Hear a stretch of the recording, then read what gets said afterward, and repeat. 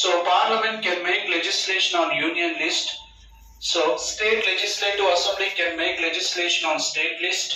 Both Parliament and the state legislative assembly can make legislation on concurrent list. Right? సాధారణ పరిస్థితుల్లో కేంద్ర జాబితాలో ఉన్నటువంటి అంశాలపైన ఎవరు చట్టం చేస్తా ఉన్నారు? పార్లమెంట్. రాష్ట్ర జాబితాలో ఉన్న అంశాలపైన అసెంబ్లీ చట్టం చేస్తా ఉంది. ఉమ్మడి జాబితాలో ఉన్నటువంటి అంశాలపైన పార్లమెంట్ మరియు అసెంబ్లీ చట్టం చేస్తా ఉంది.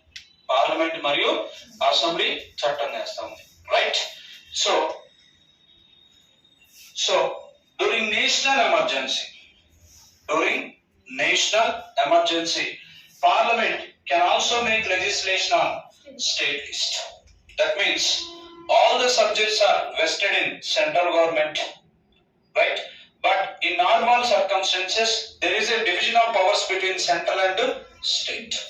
But during national emergency, all the powers are vested in central government. During normal circumstances, India is a federal system, but during national emergency, India becomes unitary system, right? So జాగ్రత్తగా గమనించండి. సాధారణ పరిస్థితులు ఎవరి అధికారాలు వాళ్ళకి ఇవ్వబడ్డాయి. అదవుతుందండి. సో కేంద్ర జాబితాలో ఉన్న అంశాలపైన పార్లమెంట్కి ఎలాంటి అధికారం ఉండదు. ఎవరి అధికారాలు వాళ్ళకి ఇవ్వబడ్డాయి. ఇలా అధికారాల విభజన, అధికారాన్ని పంపిణీ చేయడాన్ని, so division of powers, distribution of powers ఏమంటారంటే ఫెడరల్ సిస్టమ్ అంటారు, సమాఖ్య వ్యవస్థ అంటారు. రైట్? బట్ మరి జాతీయ అత్యవసర పరిస్థితి విధించినప్పుడు అధికారాలన్నీ కూడా కేంద్రం వద్ద ఉంటాయి. రాష్ట్రాలకు ఎలాంటి అధికారాలు అనేది ఉండవు. సో అలాంటి పరిస్థితుల్లో భారతదేశం ఏకకేంద్ర వ్యవస్థగా పనిచేస్తా ఉంది. So India is both the synthesis of federal and unitary system. So భారతదేశం సమాఖ్య మరియు ఏకకేంద్ర వ్యవస్థ. సమాఖ్యాన్ని ఎప్పుడు చెప్తా ఉన్నాం? సాధారణ పరిస్థితులు. ఏకకేంద్రాన్ని ఎప్పుడు చెప్తా ఉన్నాం?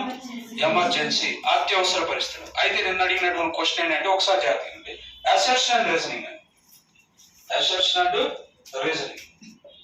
సో జాగ్రత్తగా అండి.